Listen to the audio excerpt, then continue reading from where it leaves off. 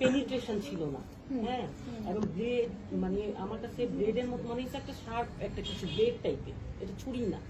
যেভাবে স্ক্র্যাচ করা হয়েছে, যেভাবে পেরিনিয়ামে যদি না আমি শোনা উচিত যে যদি কেউ যদি মানে পেনিট্রেশনও করতে চায় তাহলে তো ওটা ছেঁড়া বেড়া হয়ে যাবে, ছেঁড়া বেড়া কিছু ছিল না।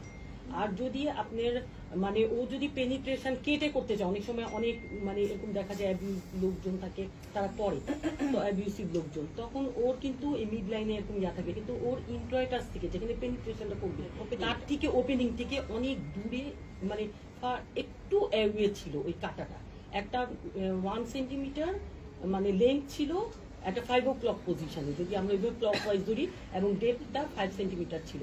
এবং স্ক্র্যাচ মার্কগুলো জাস্ট হলো মানে একদম খুব গুছায়া একদম দুইটা একদম অ্যারিওলা, ব্রেস্টের যে অ্যারিওলা বরাবরই ওরকম স্ক্র্যাচ করা দুইটা ব্রেস্টে। আর হলো যে আমি তো তখন মানে আমি কোনো ছেঁড়া বেড়া কিছু পাইনি। আমি জাস্ট না ম্যাডাম, আমার মনে হইতেছে কি এখানে না একটু মানে ইনভেস্টিগেশনটা ভালো হওয়া উচিত, শক্ত হওয়া উচিত।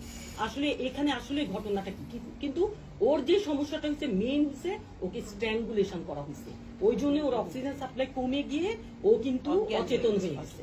হ্যাঁ।